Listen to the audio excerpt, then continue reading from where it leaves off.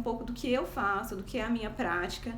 Por isso que, então, assim, não posso falar pra vocês que esse conteúdo é 100% científico, né? Mas é o que eu faço diariamente na minha prática, tá bom? Vamos lá.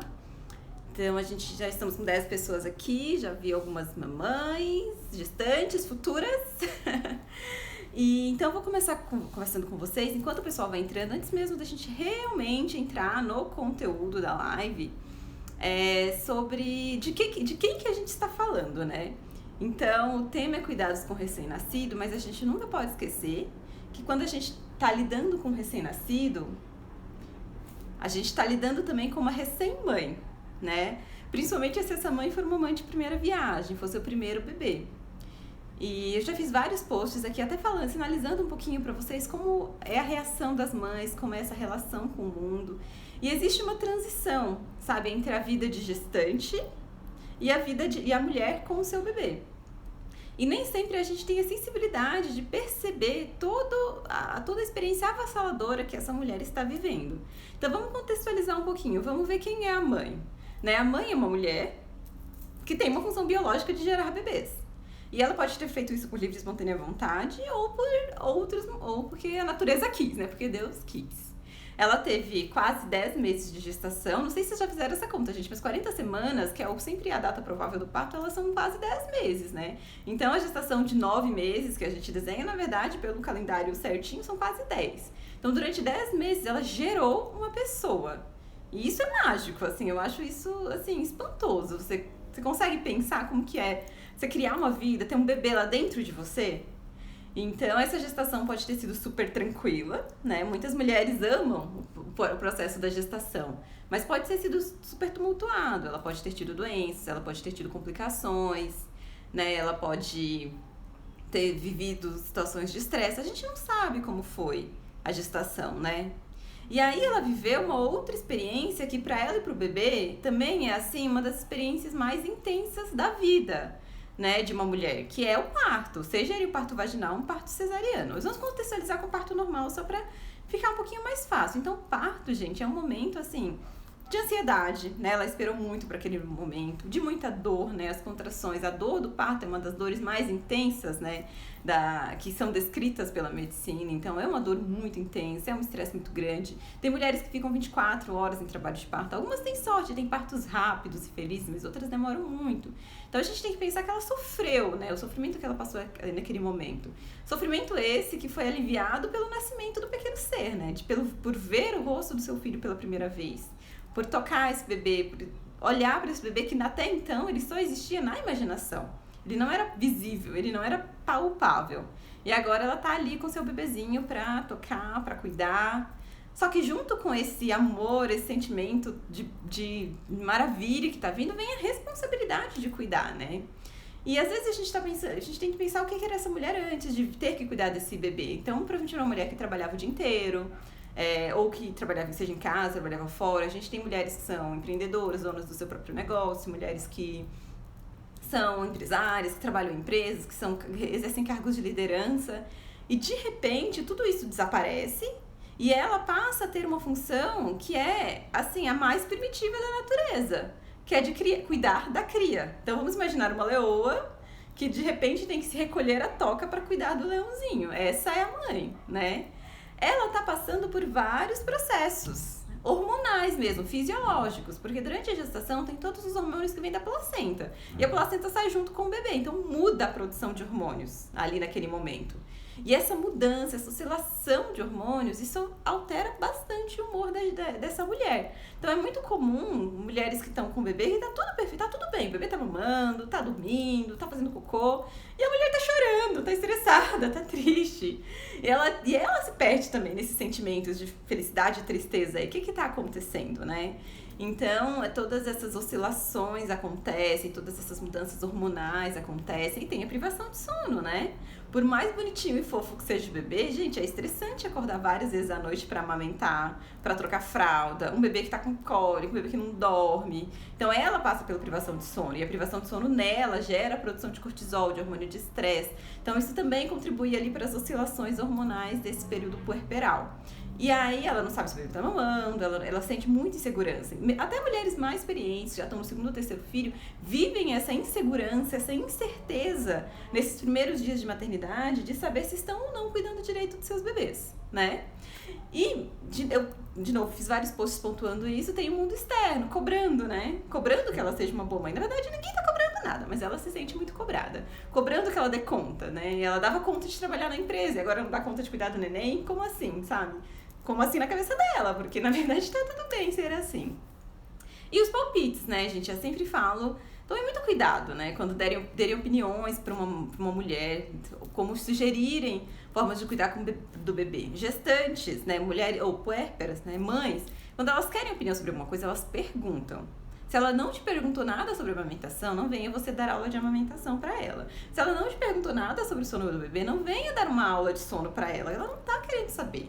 Então, sempre que uma mãe quiser opinião, ela pede, ela pergunta, e ela vai perguntar para quem ela confia. Então, se ela te fez uma pergunta, você responde. Se ela não te perguntou, não fala nada, só observa. Nunca compare o bebê dela com outros bebês. Gente, as mulheres odeiam isso com todas as forças.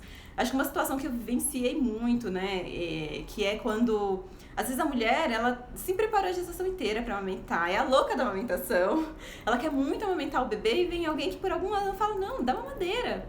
Pra que ficar amamentando? Pra que você ficar sofrendo? Tá lá com o bico sangrando, mas ela quer amamentar e alguém fala, nossa, por que você tá insistindo? Porque ela quer, gente. Ela quer amamentar. Amamentar é importante pra ela. Então, a opinião dos outros sobre isso, se é importante ou não, se é o melhor ou não, se tem fórmula boa ou não, não importa. Importa o que ela quer, o que ela deseja. E a avaliação do pediatra, né? Então, se o bebê foi avaliado, o bebê tá bem, tá ganhando peso, ou tá na recuperação, ela tá produzindo leite, não tem por que outras pessoas ficarem palpitando, dizendo o que ela deve ou não fazer. A mãe faz o que ela quiser com a cria dela. Essa é a resposta. Então, eu sempre falo pras mães que eu acompanho, olha, qualquer coisa disso, você vai perguntar pro pediatra. Aí você joga, fala assim, não, tá tudo bem, vou perguntar pro pediatra. E aí a gente decide, tá bom? E o bebê? Quem é o bebê? Vamos contextualizar o bebê. A história do bebê é um pouquinho mais curta, vamos resumir. Então, o bebê é um pequeno ser que foi gerado dentro da barriga da mãe, que até o momento do nascimento ele estava dentro de uma bolsa de águas, né, uma bolha de água, líquido amniótico. Gente, é um líquido, ele tá flutuando ali naquela água. É totalmente escuro dentro da barriga, né, o bebê, então por isso que a visão do bebê não está desenvolvida, porque ele está dentro de um ambiente totalmente escurecido. A audição é desenvolvida, ele ouve tanto a mãe falando, quanto os movimentos do organismo da mãe. Então, ele ouve o coração da mãe bater, ele ouve o sangue circulando, ele ouve o barulho do intestino. Então, o bebê ele é muito sensível a pequenos sons, prestem atenção nisso. Então, esses sons naturais, assim, ele ouve com uma intensidade. Não sei se vocês já viram, às vezes no YouTube tem, assim, musiquinha do Ultra, é um barulho super estranho. Então, é um barulho de fluxo sanguíneo, às vezes, né, porque é o que está acontecendo ali. Ele está ligado na placenta e ele recebe todos os nutrientes passivamente, nem oxigênio ele precisa. Então, o bebê ele até tem um movimento respiratório no intraútero, mas ele não respira, né? Tá? Ele não recebe oxigênio pelo nariz, ele recebe só pelo cordão.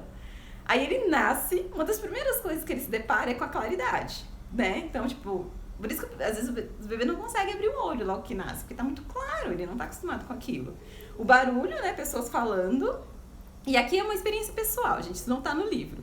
Mas quando o bebê é colocado no pele a pele, ele, tipo assim, ele nasce, ele dá aquele choro, aí coloca em cima da mãe, ele parece, não, tá tudo bem, eu tô aqui, é a mamãe. Eles não choram, ele é muito bonitinho, eles se acalmam ao serem colocados em cima da mãe. Oi, Rony. E aí, eu tinha uma chefe na residência que me fazia estimular o bebê no contato pele a pele. Eu odiava isso, porque eu acho que é tão natural o bebê ter esse reconhecimento de que ele tá com a mãe. Né? E na hora que você corta o cordão, nesse momento ele já tá respirando, né? Mas a gente espera, né, de 2 a 3 minutos. Isso sim é a recomendação da Sociedade Brasileira de Pediatria para cortar o cordão umbilical. E aí ele percebe que ele tem que mamar, que ele tem que se virar na vida ali. Né? Então esse bebê, ele tem que se adaptar ao mundo externo. E essa adaptação nem sempre é fácil, né?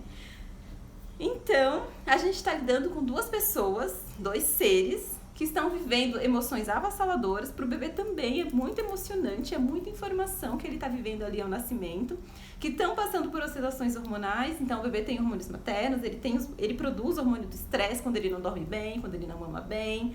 Então a gente tem que, né, ter muita empatia por essas pessoas com as quais a gente está lidando aí nesse começo da vida, tá, gente? Então cuidado com o RN, vai além de saber qual sabonete usar, de saber higienizar o coto, né, de saber se reconhecer se ele tá com fome ou não, né, de a gente tá cuidando de pessoas, são pessoas e muitas vezes elas precisam de afeto e empatia. Então acho que eu gastei 15 minutos da live só pra falar isso. Mas vamos lá, tá bom? Vamos falar mesmo dos cuidados, assim, do que... Vamos falar, seguir o roteiro, então. Vou começar falando do coto umbilical, tá? Que eu acho que é uma dúvida bastante frequente. Eu queria estar falando ao vivo isso, ao vivo não com as pessoas mesmo, para que as pessoas pudessem acenar e realmente votar no que vocês acham. Pelas enquetes eu vi opiniões muito diferentes sobre os assuntos. Mas em relação ao coto umbilical, vocês sabem quanto tempo leva para o coto umbilical cair? Em quanto tempo é normal o coto umbilical cair? Que é uma dúvida das mães, uma certa ansiedade, assim, quando que vai cair?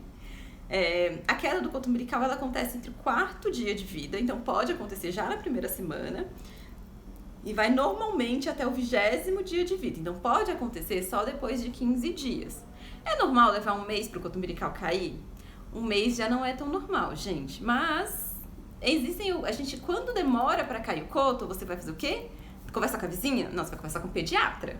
Para saber o que está acontecendo, o que pode estar acontecendo, por que esse coto está demorando a cair. Então, o normal, 15 dias. Em média, em 15 dias o coto umbilical vai cair. E o que é esse coto umbilical? Na verdade, ao nascimento ele é todo gelatinoso, né? Ele é todo mole, porque ele era um tecido vivo dentro da barriga. Só que a partir do momento que ele foi cortado, ele não tem mais utilidade. Ele era para nutrir o bebê, agora ele não serve para mais nada. Então ele vai se decompor, ele passa por um processo que a gente chama de mumificação. Já no 2º dia de vida, o coto ele já costuma estar seco, endurecido. E aí ele vai ficando preto, fica preto mesmo, né? E ele tem que ir se soltando da base. É importante vocês saberem que cada bebê tem um coto de um jeito. Tem bebê que tem um coto umbilical tão fininho que às vezes na maternidade a gente já vê que ele tá soltando. E tem bebês que tem um coto umbilical muito grosso, bem grande. Tem aqueles cordões que são a mola, que vai dando voltas, é bem engraçado. E esses cotos, eles demoram mais pra cair, porque a base deles está muito mais aderida. Aí, qual é a orientação universal? Acho que isso eu não joguei essa enquete, mas isso todo mundo geralmente sabe, que é limpar com álcool 70%. Mas acho que uma coisa que é importante vocês raciocinarem é que o álcool 70 poderia ser clorexidine, são soluções antissépticas, a recomendação da OMS. Aqui a gente usa álcool 70, lá em Minas também eu vejo o pessoal usar álcool 70, então é álcool 70. A função desse álcool não é fazer o coto umbilical cair, gente. Ele tem uma função antisséptica. É igual ao álcool gel que a gente passa na mão. É para matar as bactérias que estão ali, que poderiam colonizar esse umbigo, que é um tecido que está se decompondo, que está morrendo. E a infecção do coto umbilical, né, o crescimento de bactérias naquele local, pode levar a uma infecção chamada onfalite, que é a infecção do coto umbilical. E é uma infecção muito grave. Eu já vi bebê morrer por infecção no umbigo. Essa orientação é universal porque situações em que a higiene é precária, você fazer essa higiene do coto umbilical com uma solução antisséptica tem esse efeito protetor. Mas, na verdade, o que está recomendado lá no documento da Sociedade Brasileira de Pediatria, da recomendação, é manter o coto limpo e seco. Então, é muito comum a orientação eu faço essa orientação. Dizer pra vocês, limpar o coto umbilical com álcool 70, com cotonete ou algodão molhado após cada troca de fralda. Por quê? Porque é fácil dos pais entenderem. Então eles já associam, vai trocar fralda, já tá na hora de limpar o coto também. Mas na verdade, se você higienizar direitinho no banho, secar direitinho, nem precisa ser tantas vezes assim, vai ver 10 cocôs por dia, 10 vezes vai passar álcool no umbigo. Não necessariamente. Se você limpar com álcool uma vez por período, mais ou menos, uma vez de manhã, uma vez à tarde, já é suficiente. A regra é limpo e seco. Coto umbilical sempre limpo e seco. E aí, o que aconteceu? Lá em Berilo, 2 pessoas vieram falar comigo, mandaram um videozinho falando que o coto umbilical tava demorando a cair e o que podia ser, né? E aí as 2 me mandaram um vídeo com o coto umbilical envolto numa gaze. Eu falei, gente, como assim? Por que vocês estão enrolando esse umbigo na gaze? É por isso que tá demorando a cair, porque vocês estão deixando o umbigo úmido, aquecido. Isso atrasa esse processo de umidificação e atrasa a queda do umbigo. E aí ontem, né, eu fui reler o documento e eu acho, lá da sociedade que orienta esses cuidados com recém-nascido, e eu acho que na primeira vez que eu li, eu saltei essa parte do umbigo, porque pra mim é automático orientar a limpeza do umbigo. Então foi tipo, já li isso, não quero ler. E aí eu resolvi ler. E por incrível que pareça, eu tive que morder minha língua, porque lá tá escrito que pode ser colocado uma gaze estéril no coto umbilical. E isso, gente, aqui vai a minha orientação. Eu oriento não colocar. Não enrolo o coto umbilical em nada.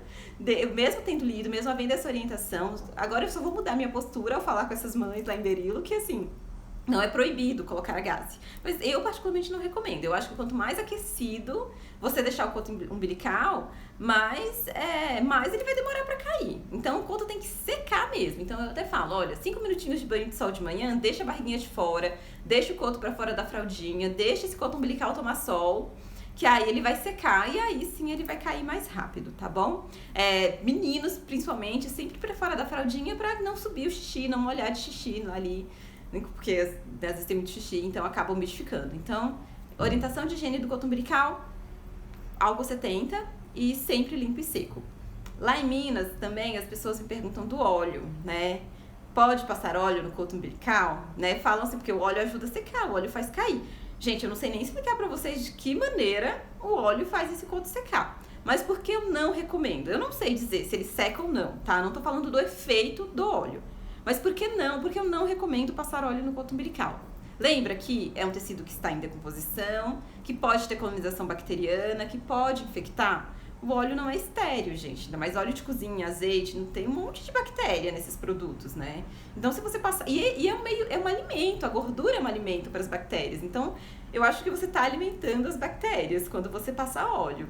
E antigamente, né, se eu for pensar, tipo, 40 anos atrás, que os bebês nasciam em casa, pensando na minha mãe, nas minhas tias, assim, que contam essas histórias. Era muito comum um mal de 7 dias. Né, os bebês morriam na primeira semana de vida. E assim, uma das coisas que eu imagino, isso aqui é totalmente suposição, tá, gente?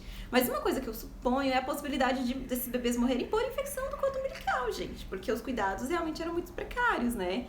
Nessa época. E se passava muita coisa, né? Já vi minha mãe falando até que até esterco se colocava no coto umbilical desses nenéns. Então, acho que uma possibilidade é isso. Então, a recomendação é o que você tem, é uma solução antisséptica, ajuda a manter esse umbigo livre de bactérias, evita a infecção, e ele vai cair em 5 dias, em 15, em 20, tá tudo bem se demorar pra cair um pouquinho. Passou de um mês, entre em contato com o pediatra, porque aí sim tem que avaliar se tá acontecendo alguma coisa, tá bom? Se alguém tiver alguma dúvida aí sobre a higiene do coto, pode mandar aqui nas mensagens, que aí a gente vai complementando, tá bom? Aliás, qualquer dúvida vocês podem ir mandando, que eu vou tentando responder aqui. E vamos falar do banho, né? O banho deu bastante dúvida. Eu acho que as pessoas... Foi a primeira enquete que eu lancei. E as pessoas até estranharam essa pergunta. Tipo, que a pergunta era: com que frequência o bebê deve tomar banho? Aí eu vou falar pra vocês as respostas da enquete. 48 pessoas responderam que é uma vez ao dia. Foi a maioria. Então era o que eu imaginava, né? O que é o senso comum. Então a maioria imagina que o bebê vai tomar banho todo dia. Porque culturalmente a gente toma banho todo dia. No nosso país isso é cultural, no nosso país. Porque, ó, a gente atende pessoas nas duas maternidades que eu trabalhei por mais tempo. A gente tem muitos bolivianos, tem pessoas que vêm de outros países e não necessariamente essa cultura de tomar banho todo dia é igual pra todo mundo. Mas pra gente, que é brasileiro, pra gente é natural tomar banho todos os dias. Então foi o que a maioria das pessoas respondeu. 14 pessoas responderam mais de uma vez ao dia. Aí essa resposta já não fiquei tão feliz. Que mais de uma vez ao dia, já digo pra vocês que não, gente. Não é adequado dar mais que um banho por dia. 8 pessoas responderam em dias alternados. E 5 pessoas responderam que o banho pode ser feito a cada 3 ou 4 dias, né? E aí, qual é a resposta correta? Eu vou dizer a resposta mais correta, porque nenhuma das respostas está errada, tá bom? Então, mas tem uma resposta que é mais correta e mais adequada. Mas pra gente chegar nessa resposta, pra vocês entenderem melhor, vamos entender um pouco como é a pele. A pele de todo mundo, não só do recém-nascido. A pele ela é uma barreira. Então ela impede que os micro-organismos, que as toxinas, que os poluentes entrem no nosso organismo. Então ela é uma parede que realmente está nos protegendo, tem esse efeito de barreira. Então vamos imaginar as células da pele como se fossem tijolinhos, e entre esses tijolinhos, que são as células, tem um tecido, que é uma gordura, que tem água, que tem vários componentes, que é como se fosse o cimento, que é que mantém as células juntinhas, né? É o cimento das células. E nesse meio, né, nesse tecido, existe um pH ácido, que, assim, eu sei que é difícil entender isso, vem um pouquinho de aulas de química, mas assim, o pH normal da pele do bebê, anotem isso só para vocês contextualizarem depois quando a gente for falar dos sabonetes. O pH normal da pele é de 4,4 até 5,6, é um pH bem ácido. O pH neutro, né, em torno de 7,3, 7,4. Abaixo disso é ácido, acima disso é alcalino, né, é básico. Então, vamos anotar que a pele são tijolinhos unidos por um cimento que é formado por água e gordura, onde existe um ácido, ele ajuda também a evitar dor. No banho, na hora que você dá banho, você usa um detergente, ele tira a gordura da pele. E, no geral, os sabonetes e a própria água têm um pH acima do pH da pele. E aí, quando você faz essa alteração no pH da pele, você compromete, né, essa estrutura, né, essa parede de tijolinhos. Esses tijolinhos começam a ficar desalinhados. Esse cimento, que era cimento, que juntava as células, ele começa a faltar, você começa a tirar o óleo da pele. Não sei se vocês já ouviram falar isso, gente, mas quando a gente toma banho, a gente tira, sim, a proteção da pele, tá bom? E quando a gente tá pensando no neném, a gente tá pensando numa pele que é super sensível. Um bebê que acabou de nascer, era um bebê que tava dentro da água, sabe? Ele tava dentro... Água não, líquido amniótico. E o líquido amniótico, assim como a pele, ele tem esse conteúdo ácido, né? Então é uma pele super sensível. Né? Alguns bebês, eles nascem com a pele envolta em vernix, que é um tecido gorduroso, e alguns bebês que são mais velhos, quando já tem mais de 40 semanas, já nascem com a pele meio descamadinha. Mas, no geral, o conceito é que a pele do bebê é ácida. Então, vamos raciocinar. Se com o banho eu tiro a proteção da pele, eu não devo dar muito banho, né? Vamos diminuir os banhos.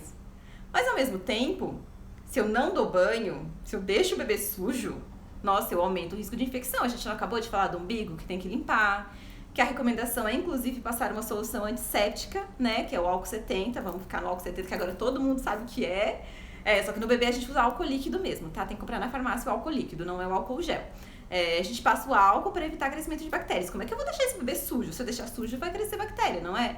Então, não é nem para deixar o neném sujo e nem dá para dar muito banho. Então, nós vamos riscar. A única opção errada, né, das alternativas é o banho mais que uma vez por dia. Esse não se deve dar esse banho. Existe o banho terapêutico, que é o banho de ofurô, que isso é outra coisa, tá? Aqui nós estamos falando de banho de higiene. Então, banho de higiene não é para ser dado mais que uma vez ao dia. Mas, gente, eu tava conversando sobre isso essa semana com uma amiga do plantão e ela é de Palmas, do Tocantins. Não tenho certeza que é de Palmas, aqui eu fiz do Tocantins. E lá faz, tipo, 40 graus o tempo inteiro. E ela falou, olha, não tem como. A bebê sua, ela transpira. A gente fica agoniado, a gente precisa dar mais que um banho por dia. Então vamos ao bom senso. Às vezes lá em Berilo, dezembro, também é um calor assim, né, enlouquecedor. Às vezes até precisa, porque você dá um banhozinho de manhã. Chegou no final do dia, você tá vendo o bebê todo grudento, cheio, o tecido tá grudando nele, tá? Fez um cocô que veio até a cabeça. O bebê tá sujo, você vai dar banho sim. Mas no geral, bebês são limpinhos, porque ó, a gente vai falar da higiene genital, né? Você fez lá a higiene, limpou direitinho, tirou todo o excesso de cocô, passou o álcool no umbigo. Se o bebê não é aquele bebê gorfador que fica vomitando toda hora, ele tá limpo. E ele permanece limpo, né? O bebê, embora ele tenha glândulas sudoríparas e glândulas écrinas, ele não fica transpirando, não é que nem a gente, não tem CC, né? Então, ele não precisa tomar banho todos os dias. Isso mesmo, não precisa tomar banho todos os dias, gente, essa é a dica.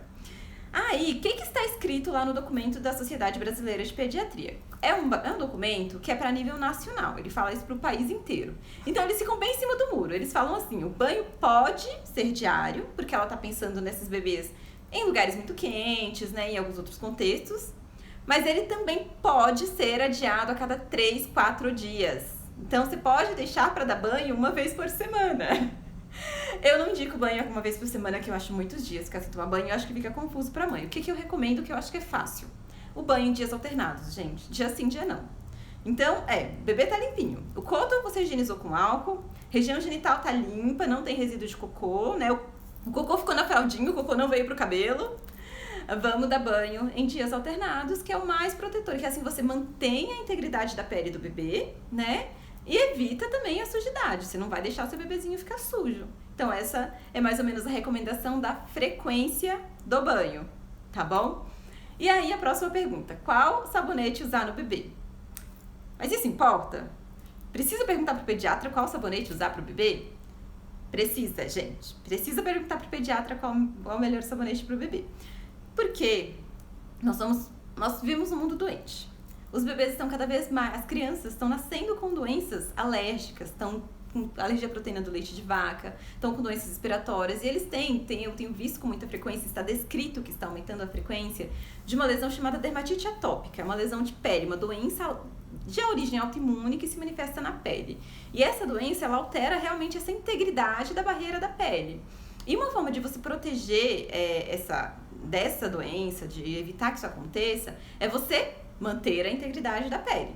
E lembra que eu disse que a pele tem um conteúdo ácido, né? O pH, vamos lá de novo, 4.2 a 4.3 a 5.6 de pH da pele. Se eu usar um sabonete que tem um pH muito acima disso, eu vou alterar o pH da pele. Se eu altero esse pH, eu desestruturo a pele, aumento o risco do desenvolvimento das lesões da dermatite atópica e eu também aumento o risco dessa pele tornar-se uma porta de entrada para infecções e para toxinas para o organismo. Então é super importante a gente usar um sabonete que tenha um pH adequado para a pele. E aí, quando eu li isso, eu fui lá na maternidade onde eu trabalho. Lá, cada bebê tem no seu bercinho, cada bebê tem um armário, eles têm um criado mudo. E onde ficam seus produtos de higiene pessoal, ele tem as vitaminas, cada bebê tem suas coisinhas lá. E aí fui olhar o sabonete de todos os bebês. Tinha sabonete da Johnson, da Mustela, da Huggies, da Natura, do Boticário, da Dove. Tinha várias marcas de sabonete e em nenhuma estava escrito o pH do sabonete. Falei, bom, ficou fácil pra mãe, né? Eu vou falar pra ela que ela tem que pegar um sabonete com pH ácido. Só que ela não consegue achar essa informação, ela não consegue saber qual sabonete tem esse pH ácido. Em alguns estava escrito pH neutro, os da Natura estava escrito pH neutro e acho que o da Dove também. Só que pH neutro, gente, lembra lá, 7.3, 7.4 e eu quero um pH ácido. Então, na verdade, pH neutro não é suficiente para a pele do bebê, o pH ácido. E aí, eu tenho um estudo, que foi publicado também pela Sociedade Brasileira de Pediatria, em que eles testaram o pH de todos esses sabonetes, de todas as marcas de sabonete que tem no mercado, para saber quais realmente tinham esse pH adequado para a pele do bebê. Eu fiz uma lista, não vou ler todos para vocês, mas eu vou dizer alguns só para vocês terem uma noção e escolher, porque aí o que eu percebi? Eu tenho que falar para a mãe qual sabonete eu quero que ela compre. Então assim, eu quero que você compre este sabonete, desta marca, porque ela não vai conseguir achar essa informação ela mesma, mesmo lendo o rótulo, ela não vai conseguir ler essa informação. Boa notícia, o sabonete da Johnson, que é o que eu vejo as pessoas mais usarem, pelo menos na maternidade pública em que eu trabalho, são os sabonetinhos da Johnson. O Johnson Hora de Brincar e o Johnson Baby recém-nascido são sabonetes que têm o pH mais próximo do da pele, são os mais adequados. Os sabonetes Huggies, da Turma da Mônica, eu não deveria estar falando isso, né? Eu deveria ser patrocinado, mas não sou. Só tô falando o que tem no estudo, tá, gente? Isso aqui não é da minha cabeça, isso é o que tá lá na lista do estudo. Então, são os da Huggies, Extra Suave Cream Oil. O Granado Glicerinado, que é um sabonete também muito comum, as pessoas usam muito. Ele tem um pH de 6,98, é quase 7, mas ele não entra como inadequado, porque como é abaixo de 7 é ácido, então ele ainda pode ser adequado. E existem os sabonetes que são tipo Sindets, né, que esses são os mais recomendados, na verdade, para a pele do recém-nascido. Mas da mesma forma, eu fui lá, falei, marido é farmacêutico, trabalha em drogaria. Falei, olha, se mamãe chegar aí pra você e te pedir um sabonete tipo Sindet, na verdade, sabonete Sindet é uma redundância, porque Sindet é detergente sintético, significa, né? Então, se mamãe chegar aí pra você e pedir um Sindet, porque a pediatra indicou um Sindet, você vai saber indicar o sabonete pra ela? O que ele respondeu? Não tenho a menor ideia do que é isso.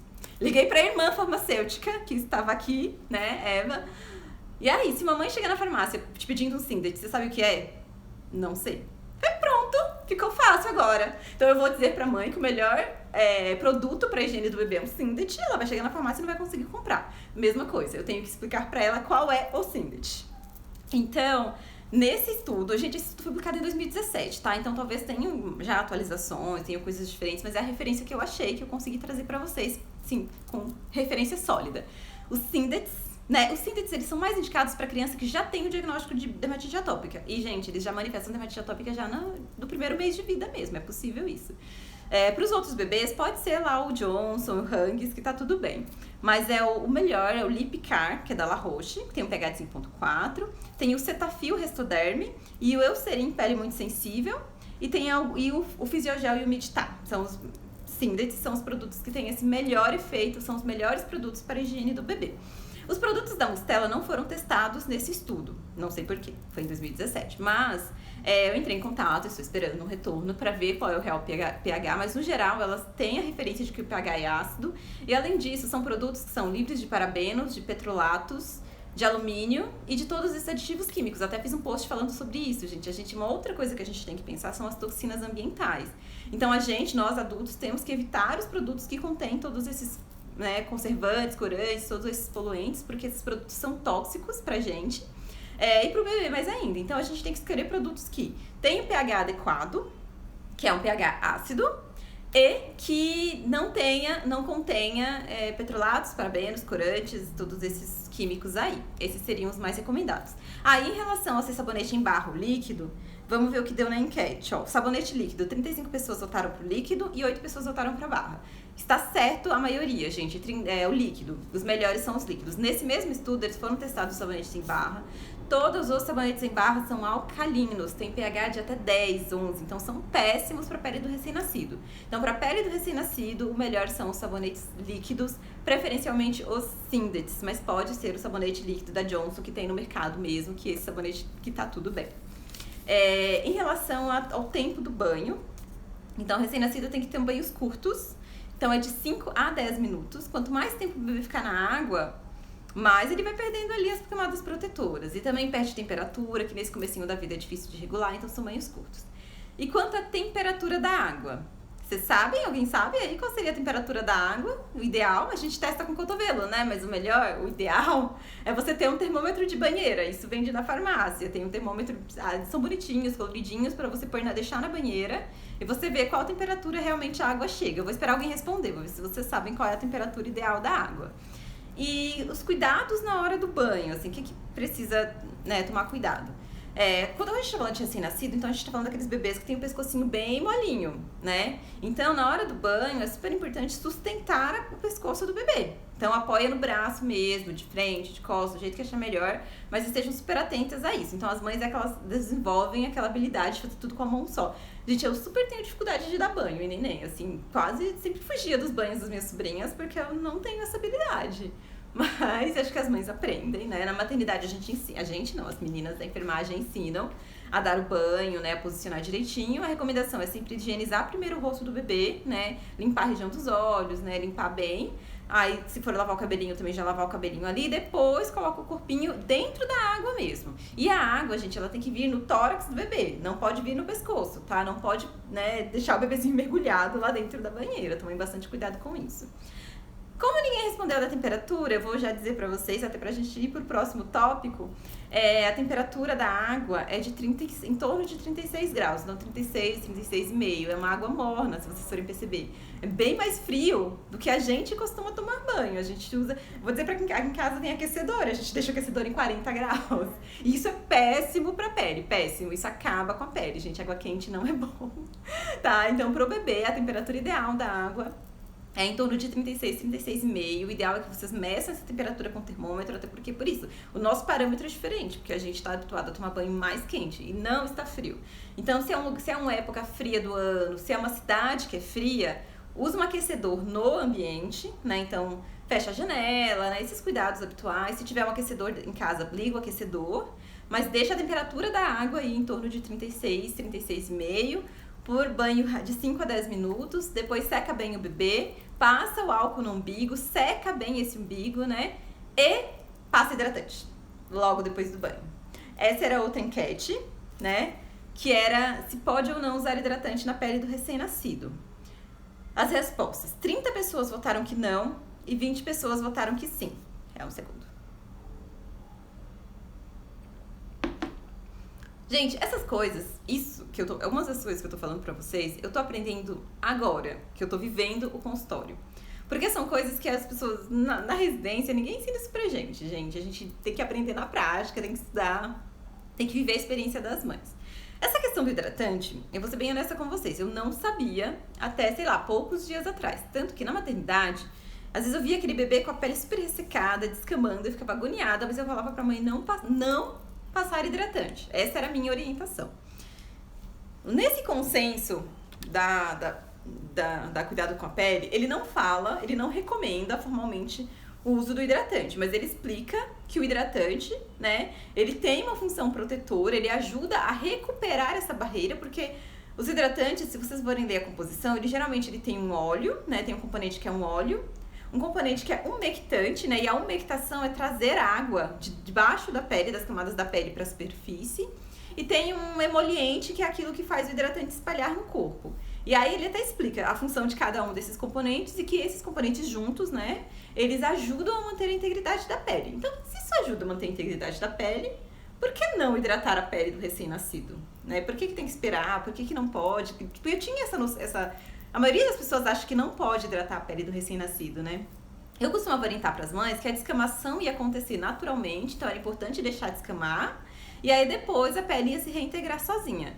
Mas na verdade, até voltando para o assunto da dermatite atópica, os dermatologistas, eles recomendam que seja feita a hidratação como forma de prevenção da dermatite atópica, porque, de novo, né, a dermatite atópica é uma doença em que se perde a integridade da barreira da pele, e o hidratante ajuda a manter. Então, se os dermatologistas acham que ajuda, se a gente raciocinar em cima disso, faz sentido hidratar, então, por que não? Não existe um por que não, tá? Então, eu assisti recentemente uma aula com uma dermatologista que é referência da Sociedade Brasileira de Pediatria, e ela explicou exatamente isso. Olha, não existe uma recomendação formal, não está escrito lá no documento que deve ou que não deve hidratar a pele do recém-nascido, mas eu recomendo que seja hidratado já desde a saída da maternidade. Então, eu passei a recomendar que seja hidratada a pele desde a saída da maternidade, gente. Pode ser que em algum momento essa orientação mude, mas hoje a orientação é: vamos hidratar a pele dos recém-nascidos desde o começo da vida. Seja aquele neném que nasceu envolto no vernix e tá com a pele rosinha, ou aquele bebê que nasceu já com a pele já descamativa, que tá ali com as dobrinhas descamando, a gente vai hidratar os dois. E não sei dizer por experiência se isso previne ou não dermatite atópica, porque eu ainda tô no começo desse processo, né, do contato com os pacientes, de ter esse retorno das mães, esse feedback, então, mas à medida que for passando, eu vou contando para vocês, pode ser que a gente faça uma outra live revisando todos esses assuntos aí, e aí eu conto. Então, sim, a recomendação é passar, hoje, né, eu recomendo hidratar a pele do recém-nascido. Por que eu tô dizendo isso pra vocês, gente? Porque eu tô falando isso aqui numa rede social, que é aberta a qualquer pessoa, de qualquer lugar, e isso vai ficar disponível depois, então pode ser que alguém me assista falando isso e fale assim: não, mas meu pediatra falou que não pode. Então, assim, se o pediatra tá errado, não, é que talvez ele tenha um ponto de vista diferente, é que talvez ele não tenha assistido a aula que eu assisti, ou ele leu diferente, ou ele prefere seguir uma outra recomendação. Então, existem recomendações que não vão ser iguais em todos os lugares, gente, que não vai ser igual para todo mundo, tá bom? Então, de novo, fixando, hoje vamos recomendar passar hidratante na pele dos bebês, tá bom? E qual hidratante? Né? De novo, agora eu vou ter que, já que eu estou dizendo pra mãe hidratar a pele, eu vou ter que dizer pra ela qual hidratante ela deve usar. A mesma orientação, gente. O hidratante tem que ser, de preferência, esses hidratantes livres de todos esses componentes químicos. Sem cheiro, tá? Sem fragrância pro bebê, que o bebê é super sensível a cheiros. Então não pode ter fragrância, pode ter cheiro, né? Não pode ter os produtos químicos, petrolato, parabeno, não pode ter corante, não pode ter já falei, não pode ter fragrância. O que eu recomendo para as minhas pacientes? Vamos falar aqui na vida real. O que eu tenho recomendado? Eu gosto muito dos hidratantes da Mustela. Tem hidratantes que são próprios para, eles já descrevem como próprios para a pele do recém-nascido, que são hidratantes para peles sensíveis, para peles suaves. E eles têm uma linha para dermatite atópica que é muito legal também. Mas pode ser o hidratante da Johnson, tá? Eles também servem, tá tudo bem. Só olhem mesmo, leiam o rótulo, veja se o produto é livre desses componentes. E os produtos orgânicos, já que a gente quer um produto sem esses componentes todos aí. Falei pra vocês de novo, agora eu estou estudando toxinas ambientais e eu estou testando os produtos de uma rede de produtos orgânicos. Eu mandei um e-mail pra eles perguntando como são feitos os hidratantes deles, qual é a recomendação para bebês, para gestantes.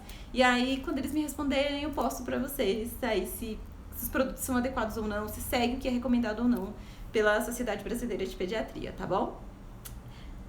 Do que mais a gente vai falar? Que a gente pode falar? Higiene da região genital. Esse foi uma outra pergunta, né? As opções eram algodão com água e lenço umedecido. Fiquei feliz com o resultado, já digo pra vocês. 47 pessoas votaram no algodão com água e 8 pessoas votaram no lenço umedecido. Vamos raciocinar de novo. Gente, o que é o lenço umedecido? Ele é uma toalhinha, que não é bem uma toalha, você não sabe o que é aquilo, se é papel, se é algodão, do que é. Como se fosse um negócio de algodão bem fininho. E ele vem envolto numa espuminha, né? Num líquido. Gente, se ele é um produto que vem, né, pronto, ele passou por processos químicos. Ele tem que ter um conservante para aquilo manter daquele jeito, ele tem que ter um produto, né, que faça aquelas bolinhas, ele tem um sabão, ele tem um detergente. Tanto que eu tenho a sensação que quando você passa o lencinho, você tem que passar uma água para tirar aquele excesso ali do lencinho. Então, o lencinho, na verdade, o que eu sugiro para as mães que eu acompanho o lencinho é para você ter na bolsa, o dia que você for na consulta, o dia que você levar na casa da avó. Aí você limpa com o lencinho, que você tá fora da sua casa. Na sua casa, algodão e água, gente. Algodão e água, deixa secar, deixa ventilar, põe a fraldinha nova, acabou. Acabou? E a pomada? Passa a pomada ou não passa a pomada? Eu devia ter feito essa enquete. O que vocês acham aí? Vamos passar pomada nos nenéns ou não vamos passar pomada nos bebês? Ai, gente, vocês têm que participar. Vou ficar falando sozinha, eu falo muito, vocês sabem. Então, nenhuma opinião? Ninguém quer comentar sobre o uso das pomadas para os bebês? Isso é uma coisa que as pessoas perguntam bastante pra mim, assim, fora da consulta, né? As amigas mandam mensagem perguntando se passa pomada ou não, né? O que a gente pode recomendar?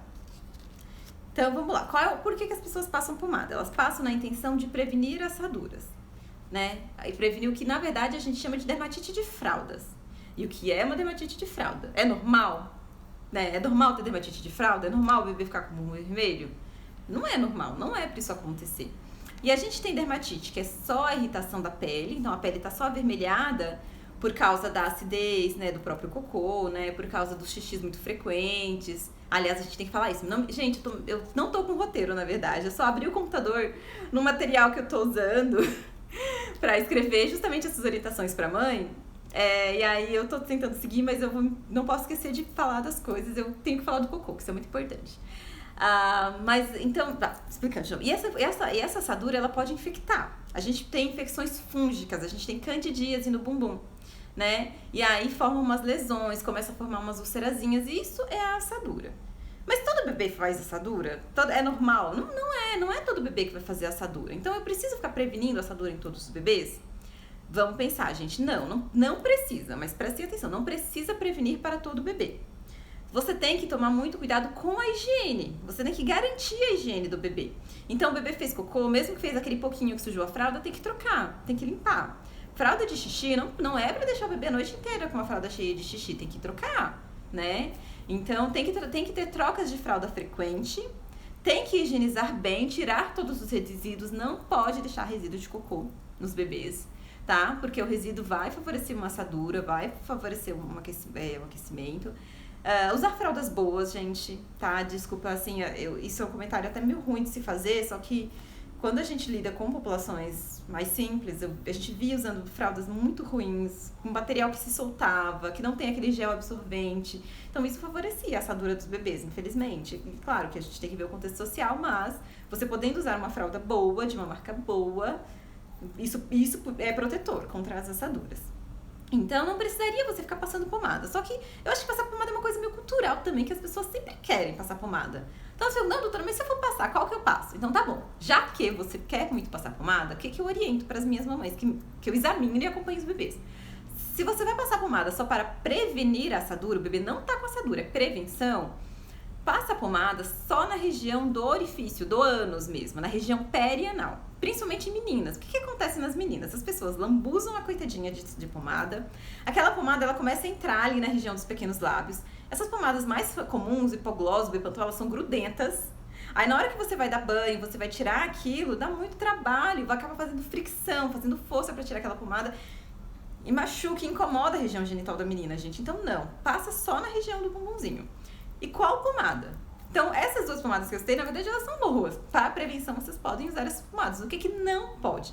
Não pode usar pomada de nistatina, gente. Pomada de nistatina não é para prevenir assadura, ela é para tratar candidíase. Lembra que eu falei que pode dar candidíase? A candida é um fungo, a nistatina é um antifúngico que é para matar esse fungo. Se não tem fungo, não é para passar para uma pomada de antifúngico. Isso é ruim, né? Porque aí, quando tiver a candidíase mesmo, não vai funcionar. Outras pomadas que não pode passar, pomada de corticoide, sabe aqueles Dermodex da vida? Dexametasona em creme, hidrocortisona em creme. Gente, isso não é pomada de assadura, não pode de jeito nenhum passar corticoide no bumbum dos bebês. Mesmo se tiver assadura, nem para tratamento. Porque o corticoide, ele, né, neste local, numa pele que é muito sensível, tem absorção sistêmica do corticoide e aí tem várias consequências desse uso. Então, não vamos usar pomada de corticoide. O que a gente vai usar? Isso bem descrito, isso eu olhei também, a gente fui lá ler as pomadinhas. Está descrito, é pomada para prevenção de assadura. Geralmente essas pomadas têm base em óxido de zinco e vitamina A e D. É a base de todas essas pomadas aí. Tem a Bepantol, que é um componente próprio dela, tem a Cetrilã, tem as da Mustela, que eu gosto bastante da marca. Então tem a Mustela 123, que é uma pomadinha de assadura. Tem a Cicastela, que é uma pomadinha que é chamada para pequenos dodóis, que é uma pomada que você pode usar em brotoeja, pode usar naquelas assaduras de dobras do pescoço. E aí pode passar na região perianal também, porque ela não tem antibiótico, ela não tem corticoide, ela não tem antifúngico. Então não precisa usar. Se você quiser muito usar, use pomadas adequadas e só na região perianal. Combinado? Bom, já que a gente está falando da região genital, vamos comentar então com que frequência, vamos falar do cocô do bebê, como é o cocô do bebê. Logo que o bebê nasce, as mães ficam ansiosas pelo primeiro cocô. Tem bebê que já faz sala de parto mesmo. Tem bebê que demora e só faz no outro dia. Mas geralmente o cocô do recém-nascido, né, daquele primeiro cocô, ele costuma ser verde, né, verde ou um marrom bem escuro. Gosmento, o negócio é uma gosma, né? Ele endurece, ele gruda no bebê, ele é difícil de tirar. E às vezes difícil de sair. Às vezes o bebê ele faz esforço mesmo pra fazer esse primeiro cocô. Tanto que as mães já perguntam, já é cólica? Ele já tá com cólica? E ele tá se contorcendo, ele tá gemendo, mas não, normalmente nesses primeiros dias de vida não é cólica, é só que esse cocô é difícil de sair mesmo. Exige um pouquinho de esforço. À medida que o bebê vai mamando, aí é que o intestino vai realmente funcionar, que vai ter a contração, que ele vai realmente produzir cocô. Porque o mecônio, na verdade, ele é composto pela digestão do líquido amniótico. Então, eles são restos celulares, é tecido do próprio organismo, não é comida, né? O bebê só vai comer depois que ele nasceu. Então, o que tem ele começa a fazer o cocô mesmo, a ter a produção de cocô depois que ele tá mamando. E aí o cocô ele vai clareando, né? Ele vai tornando o verde mais clarinho, depois vai ficando amarelinho. E aí, geralmente, no final da primeira semana, a gente já tem um cocôzinho amarelo mesmo de neném, que é o adequado, vamos dizer assim. Bebês que mamam só peito, eles costumam ter um cocô amarelo dourado, é um amarelo ouro. E é normal nesse cocô ter leite coalhado, são os grumos de leite. Então não tem problema vir aquele cocô meio grumoso. E, gente, o cocô ele varia ao longo do dia. Então, às vezes, o bebê faz um cocô líquido, é uma água amarelinha. Aí, no final do dia, fez um cocô que tá cheio de grumo. Aí, na madrugada, fez um cocô que tá mais pastoso. Tá tudo bem essas variações de consistência. E variação de cor. Variação de cor também é normal, tá? Embora o mais comum seja esse amarelo ouro, pode acontecer do cocô ficar meio amarronzado, né? E ficar verde. De vez em quando é normal o cocô ficar verde, gente. Essa coloração esverdeada, ela vem da microbiota do bebê. E o bebê, lembra, já falamos de microbiota aqui neste canal. O bebê, ele vai formando a microbiota dele à medida que ele vai mamando no peito, à medida que ele vai tendo contato com o ambiente. Então, é normal ter variações. E varia com a alimentação da mãe também, com o que tem no leite, né? Então, pelo contato, pela própria colonização do peito da mãe. Então, isso vai variando a coloração do cocô.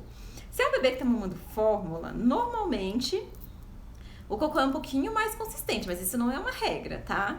E no geral é um cocô meio amarelado, um pouco mais pro amarronzado. E ele não costuma ter tanto grumo, né? Principalmente se eu estiver usando uma fórmula com proteína parcialmente hidrolisada, né? Um cocô mais uniforme, digamos assim, e menos frequente. Porque o bebê que mama peito, ele tem uma coisa que chama reflexo gastrocólico. À medida que ele vai sugando, na verdade é uma madeira também. Mas à medida que ele vai sugando, é normal acontecer a contração do intestino. Então é muito comum o bebê fazer um pouquinho de cocô depois de cada mamada. Aí até a mamãe mandou, mas nossa, toda hora é um tiquinho de cocô, parece que só suja a fralda. Só suja a fralda, é isso mesmo, e tudo bem. Então vamos pensar que um bebê mama em média 8 vezes por dia, então ele pode fazer em média 8 cocôs por dia. Então tá tudo bem, tá normal. Bebês que mamam peito também costumam ficar sem fazer cocô. De repente, nossa, fazia 8 cocôs por dia e de repente parou de fazer. Passou um dia, passou 2, no segundo a mãe já liga, olha, o doutor não tá fazendo cocô. E aí, o que eu digo? Se o bebê estiver bem, tá mamando bem, tá feliz, tá sorrindo, a barriguinha tá boa, tá tudo bem. Se tiver tudo bem, né, se a barriguinha... Só um segundo, gente, só pra eu pôr aqui o carregador.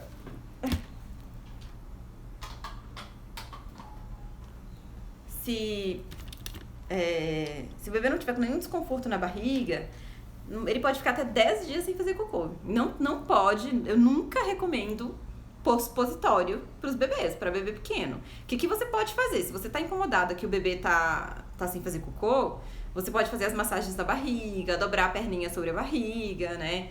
esse tipo de coisa. Agora, pôr supositório de glicerina, por favor, não façam isso. Não coloque supositório no ânus de bebês, principalmente recém-nascidos, né? Então, não tenho isso. O hábito intestinal... O que você tem que fixar é isso. O hábito intestinal do bebê recém-nascido, do bebê, né? Até os 6 meses. É totalmente irregular, o cocô é variável, muda de cor, muda de consistência, fica sem fazer, e tudo isso tá tudo bem. Tenham o pediatra de vocês, conversem com o pediatra. Se vocês estão angustiados, estão com dúvida, né? Olha, tá 2, 3 dias sem fazer cocô, o que eu faço? Tá tudo bem? Não tá? E aí ele vai orientando vocês, tá bom? Que mais que a gente ficou de falar neste post? Sobre as cólicas, né? As cólicas. Eu fiz a enquete também sobre as cólicas. Esse até as pessoas não interagiram tanto, eu até achei estranho. Porque, ó, 13, eu coloquei, na verdade, assim, seu bebê teve cólica, as respostas eram sim, terríveis, ou não, nem sei o que é isso. Porque, assim, cólica é assim, gente. Ou o bebê tem e a mãe sofreu horrores com a cólica, ou ele não teve absolutamente nada e ela nem sabe o que é essa tal da cólica, né? Então, eu tô acompanhando 3 bebezinhos que estão comigo. Um tá fazendo 3 meses essa semana, quinta-feira. Eu espero que ele pare de ter cólica com 3 meses. Porque, tadinha, a mãe já sofreu bastante. Faz 2 meses essa semana e essa mãe tá, assim, tadinha, tá no auge da cólica, tá sofrendo muito. E o outro não teve nada de cólica. Não teve nada. A mãe nem me mandou mensagem. Tá tudo bem. Então, pra vocês verem, é muito variável entre um bebê e outro. Mas, gente, o que é essa cólica? Conceitualmente, o que é a cólica do recém-nascido? O que eu aprendi lá na faculdade? Me falaram na residência de pediatria, me falaram na residência de neo. Que a cólica, ela acontece por causa de uma imaturidade do intestino do bebê. O nosso intestino, o nosso de todo mundo, faz o que a gente chama de peristaltismo, que é a contração do intestino, é o movimento, né? Então, ó, é esse movimento pro cocô, pro alimento e passando pelas alças intestinais, a gente tem métodos de alça intestinal, e aí vai sendo absorvidos os nutrientes até formar o bolo fecal. O bebezinho não tem bolo fecal, né, gente? É aquele cocôzinho pós-mamada mesmo, é só pra vocês entenderem. Né, e formando e chegar lá no reto, né, o que é pra ser eliminado, que realmente não vai ser aproveitado pelo organismo. O bebezinho, lá dentro da barriga, ele não fazia nada disso. Ele começa a fazer isso a partir do momento que ele começa a mamar. Então, a falta dessa contração, né, essa adaptação, é que costumava ser a justificativa para as cólicas. Mas ninguém nunca provou isso. Não teve como. Não tem, sabe, uma explicação científica. Porque assim, ok, tá, é imaturidade. Mas se é imaturidade, por que alguns bebês têm tanta cólica e outros bebês não têm nada de cólica? Porque qual a explicação? É sorte? A mãe jogou pedra na cruz e aí o bebê tá tendo cólica, assim, desse tanto que não deixa ela dormir, que faz ela sentar e chorar junto? Então, não sabemos, né, o que causa a cólica. E aí as pessoas começaram a estudar outros motivos, sabe? Então, hoje a gente já não fala de cólica do recém-nascido, a gente chama de choro tipo cólica. Porque alguns pediatras, alguns especialistas, eles já afirmam que a questão do choro desse bebê não tá no intestino, né, como a gente suspeitava. Então, que o problema não é o intestinal, não é um movimento intestinal. Que esse comportamento, esse choro intenso, esse choro inconsolável, né, essa irritabilidade, vem do sistema nervoso central. É uma irritabilidade pelo excesso de estímulos que o bebê recebe, né? Porque lembra, o bebê ele nasce sem enxergar, só ouvia o barulho da barriga da mãe, não tinha contato com nada no corpo. Então, todas as informações do ambiente que ele vai tentando assimilar é como se isso deixasse o bebê esgotado, como se isso fizesse com que ele produza hormônios do estresse, e aí isso leva a essa irritabilidade. E outra justificativa, outra forma que as pessoas explicam, é justamente a privação de sono. A maioria dos recém-nascidos dorme muito, dorme horas, assim, chega a ser de 16 a 20 horas em 24 horas, ou seja, eles dormem a maior parte do tempo, mas tem recém-nascido que não consegue, tem bebê que não consegue dormir bem, principalmente por causa dos estímulos. Então tem bebê que não consegue fazer a soneca do dia, né, que durante o dia não consegue realmente, sabe aquele bebê que fica brigando com sono, que não dorme? Quando isso acontece, ele acaba produzindo também muito hormônio do estresse, muito cortisol, e aí esse cortisol é que causaria as cólicas não, choro tipo cólica. Gente, aqui eu não tenho uma opinião formada sobre isso, honestamente. Eu não sei. Eu continuo explicando para as mães a história da imaturidade do intestino, porque é a explicação que eu ouvi a vida inteira. Mas eu acho válido a gente pensar fora da casinha e pensar que existem outras coisas que podem estar causando aí esse choro intenso no bebê. E aí, Geralmente a cólica ela começa depois de 15 dias de vida, então antes disso, aí é o que eu falei, aquela cólicazinha, aquele esforço é só pra fazer cocô, não é a tal da cólica ainda. Então ela acontece em torno de 15 dias de vida. Geralmente são mais de 3 crises por semana. Na verdade, eles têm crise todo dia, né? Mas o que está escrito no livro são 3 por semana. E são choros inconsoláveis. Então, veja essa palavra, inconsolável. Quer dizer que não melhora, gente. Ele não para de chorar, independente do que você faça, por, em média, 3 horas por dia. Que pode ser uma crise que dura 3 horas, ou pode ser várias crises ao dia, que no total deu 3 horas de choro. E aí, geralmente, as mães, elas... assim, na primeira vez que eu fiz consultório, eu já pegava as mães com 1 mês. Eu pegava elas no depois. Agora, elas já procuram na primeira semana, o que eu acho ótimo. Então, eu já consigo conversar e orientar bastante nessa primeira semana, para já prepará-las, né, para o futuro. Mas, normalmente, elas já vêm comigo, já vem. Então, doutora, ele tá tendo cólica, faz 15 dias que chora todo dia sem parar, geralmente no final da tarde, eu já tô dando Colikids, Luftal, Colicalme, Fuxicória e que mais que as pessoas dão? Eu faço